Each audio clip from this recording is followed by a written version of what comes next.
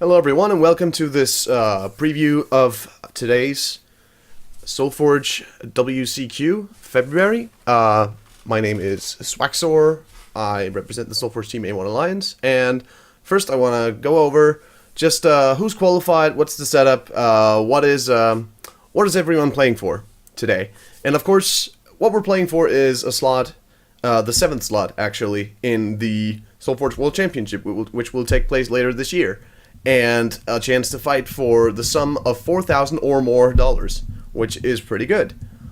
So far, we have had 6 WCQs, each in its own month, and the qualified players so far are Airash from August, Gotta Be KD of A1 from September, Otsis from October, Captain 78 from November, Piquadore from December, iPhone4 again of A1 from January, and we are still looking for the players to qualify today, February, and the 8th slot, which will be given to the player that has the most match wins across all 7 WCQs.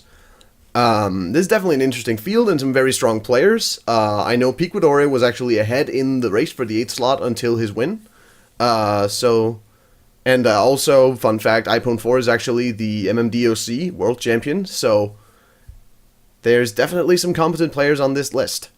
So today, again, we are deciding the 7th slot, which is the February qualifier, and for the 8th slot, the standings currently are myself at number 1 with 33 points, we have Turkis at number 2 with 32 points, we have Mono Lightning at 3rd with 31 points, and we have Hans and Brian at 4th and 5th with 29 and 27 points. This race is definitely very tight. I'm, of course, going to be hoping to perform better than all these players so that I may get my slot. But, again, these are some very talented players. I know Hans is probably the player in SolForge that has had the most consistent results over the game's time span so far. Turk is a member of Gox's Socks, a very renowned deck builder and sort of innovator.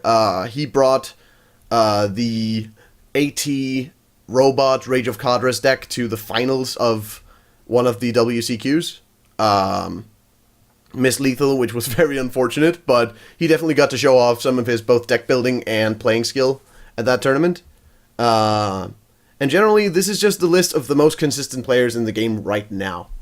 And right now, I'm going to go into the decks to watch for the tournament. I have 5 decks lined up. And the first one is Oratek Ator. This is pretty much the breakout deck of the last WCQ. This is an Aloyan Tempest deck that seeks to abuse the card Ator Thunder Titan. And especially the card Relic Hunter, as you can see down there in the bottom. Relic Hunter not so much on its own, but more so the Soulbind card you get with it, which is a Relic Scout. It's a 1/1/2/2/3/3 that has armor 1, 2, and 3, and grants and breakthrough, and grants all of those stats to whichever creature you replace it with. Also, it's free at every level. So you get 3 of those in your deck, and then you play the card Ator Thunder Titan, which you use to sort of give all these very explosive creatures aggressive, including especially Flameblade Champion, Borean Windweaver, which has mobility. It's just all of your mobility creatures in general gain a lot of value from this kind of card. And it's all about just getting on the board early, getting a board advantage, and just killing your opponent as fast as you possibly can. And cards like Oratek Explosives and Rage of Cadres are great at keeping you ahead on the board, while also dealing with blockers and threats from your opponent, and anything that will try to keep them alive for longer. So this deck is a lean machine, and it's not exactly the most consistent deck, because when you don't get your Ators, or when you don't get your Relic Scouts, or because the deck size is increased, which is pretty much the story for all of these decks on the list, actually. But when all that happens, you don't necessarily have the power to pull back from a losing position. But if the deck can get on the board quickly and get some good turns with Flameblade Champion and Ator, it can definitely take a lot of wins. And, to help that, it has, as I said, the card Oratek Explosives, which is probably the best card in the deck at this point. The card is a removal spell that also serves to deal extra damage to your opponent. Some people have been pairing it with cards like Zix Stormweaver, which attacks twice on your turn. to get even more value, or log your anti-charger, which gets an extra attack every time you move a creature on your turn. But the card is just very strong and really enforces this aggressive strategy that this deck has, in that you don't have to start blocking your opponent's creatures in order to actually get them off the board. Next up, we have the Explosive Rage deck, which has been a mainstay in the constructed scene for a long time now. I think since the November WCQ, I want to say, because the October one was on Legendary. So that was the first one in regular constructed since Rage of Kadras was a legal card. And this deck centers around the removal spell Rage of Kadras, which, as you can see below me, has the ability to deal damage equal to the attack of all your 10-piece creatures to the creature opposite them. And the way this deck seeks to abuse that is, first and foremost, by just playing all the best 10-piece creatures. And especially a lot of them with mobility, so that it can make sure to move its creatures around and get some good value out of Rage. And one creature in particular is very good with this card, and that creature is Ashurian Flame Sculptor. This is a functional-ish reprint of Master of Elements, which was a stable card back in the day. This card, however, has consistent, but it's limited to only 10-piece spells, which, again, really makes you want to play this mono 10-piece deck. Also, the card Flamebreak Invoker has great synergy with this. And past that, again, you have all these amazing mobility creatures, such as Frostmane Dragon, which is arguably the best 10-piece card in Constructed right now, just because of how solid the body is at level 1 and 2, and especially 3. The card is inherently card advantage in that you get the egg, which potentially pops into another dragon. It has free reign over the entire board if you play it in lane 3 on, say, turn 1 when the board is empty. And so you can do some pretty sick setups with this and Rage of Kadras. And overall, this deck is very strong. Again, has some of the same issues as the Ator deck in that it's not necessarily the best at coming back from losing position. Flame Sculptor plus Rage of Kadras does a lot to help that, and the deck is maybe not quite as aggressive, but it is slightly better when you're even or behind than the Ator deck, and it is a slight bit more consistent because it has more redundant cards, such as all the spells, which it plays a lot of in order to enable Flamebreak Invoker. And so this deck has proven its merit time and time again, and it's still viable, even though it's not necessarily the top of the pop. Some players like J-Bor keeps coming back, having a lot of success with it, and Mono Lightning, who's currently ranked 3rd on the 8th slot rankings, is also doing very well with it, very consistently. So it's definitely going to be interesting to see whether or not this deck can perform as it has done, or if it is going to fall by the wayside. The third slide is Tracker Queen, which has been the boogeyman of this format for what seems like ever. It has won 6 out of the last 7 WCQs, and the first one it didn't win because the card was not in existence at that point. The deck centers around, the card Dizzy Brew Queen, which has the ability to sacrifice one of your creatures in order to destroy one of your opponent's creatures on the same level or lower. And also you have the Allied Utera effect, which pushes this card above its predecessor, Scorched Flame Sorcerer, which gives you a 1/1/2/2/3/3 snake that poisons whatever damages for 1, 2, or 3. And so you actually get a free kill the turn after this comes onto the field, or you can potentially finish off something larger. This deck is incredibly consistent. It just plays a lot of good cards and is very, very good at playing the attrition game. It has the Duskmaw Twilight Drake Soothsayer Hermit package, which I'll describe further on the next slide. But this deck is just all about getting an advantage, staying ahead. It has a lot of comeback potential because of Brindlewood Tracker, which is arguably the best card in the deck. Like, Brew Queen is a solid engine, it's a solid support card, but it doesn't win the game the way that Tracker does. And pair Tracker with cards like Shardbound Invoker, which fortunately only works, conveniently I should say, only works under leveled, which is exactly when you get to play it free off Tracker. You also get to play your Hermits to get back your Tendrils of Twilight, or your Dizzian Siphons, or anything like that. And generally, this deck just generates a lot of value each turn, and just gets ahead, stays ahead, wins the game. It's very solid, very consistent, very good at playing from behind, very good at playing from even. This is one of the 2 decks that I expect to see the most of for this tournament. The next deck is what I would call the flavor of the month, and probably the breakout deck of this tournament. This is the Dizzy Life Drain deck, which centers around Crypt Conjurer, Duskmaw, Twilight Drake, Soothsayer, Hermit, and cards like Dizzy Sludge, Wego, and later, and as of late, Bramblewood Tracker also. The deck is just all about... This is a deck that gets ahead early in the game to enable cards like Dizzy Sludge, and then just start pumping out value off of these free Tendrils of Twilight. And this is probably the deck that abuses the new card Duskmaw Twilight Drake the most. A card which I talked about in great length in my spoiler show, which you can check out on my channel. But yeah, Crypt Conjurer is very much the centerpiece of the deck because it allows you to play a different game to your opponent entirely, in that you just need to raise their life total. You don't really get to care about their board position, even though all of the Necromancer spells actually do deal with that board position, which only makes the card better. And you have the cards like Epidemic, Vyric's Embrace, Scythe of Chiron to really get ahead, stay ahead, and buffer your life total to a point where you actually have a lot of time to draw into your win conditions.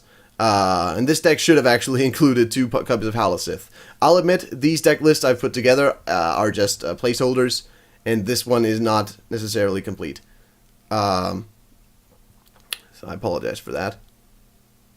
But as I said, the deck makes great use of the card that is Duskmaw Twilight Drake. And this is because you have obviously the interaction with Duskmaw and Tendrils in front of it to actually kill whatever is in front of it. But then you also have the card Soothsayer Hermit, which will allow you to return all of these cards from your discard pile, including the Tendrils of Twilight, or the Duskmaw if you have the other piece of the combo, which enables you to very consistently get these very good removal turns out. And also, if you have a Conjurer on the board, just getting back a copy of Tendrils just for the free life drain is actually very, very valuable.